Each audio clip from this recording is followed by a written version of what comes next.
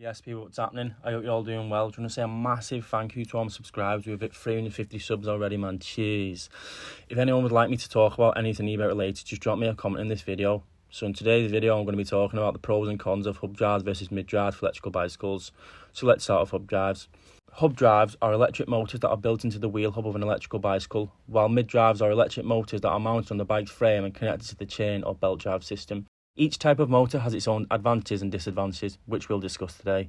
Let's start with the pros of hub drives. What are some advantages of this type of motor? Well, one of the biggest advantages of hub drives is that they're very easy to install and maintain because they're built into the wheel hub. They don't require any additional mounting hardware or modification to the bike's frame. They are also very quiet and smooth, especially paired with a sine wave controller such as a Sabvaton, which makes for a more pleasant riding experience.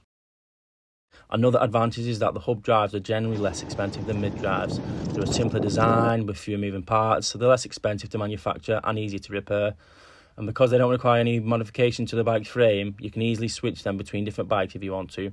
So, are there any drawbacks to using hub drives? Well, yeah, there are a few drawbacks. One is that hub drives tend to have lower torque than mid drives, so that means that they're not as good at climbing steep hills or carrying heavy loads. They also tend to have higher unsprung weight, which can make the ride feel less stable and comfortable. Another disadvantage is that hub drives can be less efficient than mid drives, especially at higher speeds. That's because they have to work harder to spin the wheel, which can drain the battery faster.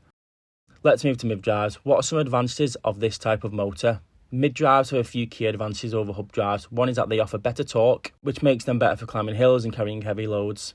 They also tend to be more efficient than hub drives, especially at higher speeds, because they can take advantage of the bike's gear to keep the motor operating at its most efficient RPM. Another advantage is that mid drives offer a more natural riding experience because the motor is connected to the chain or belt drive system. It can take advantage of the bike's gears to match the rider's pedalling cadence. This makes the ride feel more like a traditional bike ride, which is a big selling point for many cyclists. So are there any drawbacks to using mid drives? Yes, there are a few drawbacks. One is that mid drives are generally more expensive than hub drives.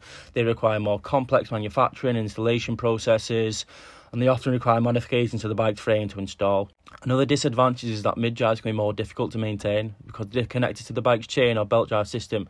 They can put more wear and tear on these components, which can lead to more frequent maintenance and repairs. So it seems like both types of motors have their own set of advantages and disadvantages. Ultimately, the choice between a hub drive and a mid drive will depend on the specific needs and preferences of the rider. It's also worth noting that there are other factors to consider when choosing an electric bike, such as battery capacity, range, and just overall build quality. So it's important to do your research and test ride different models before making a final decision. I hope this helps and thanks for watching. Stay tuned for the next one. Peace.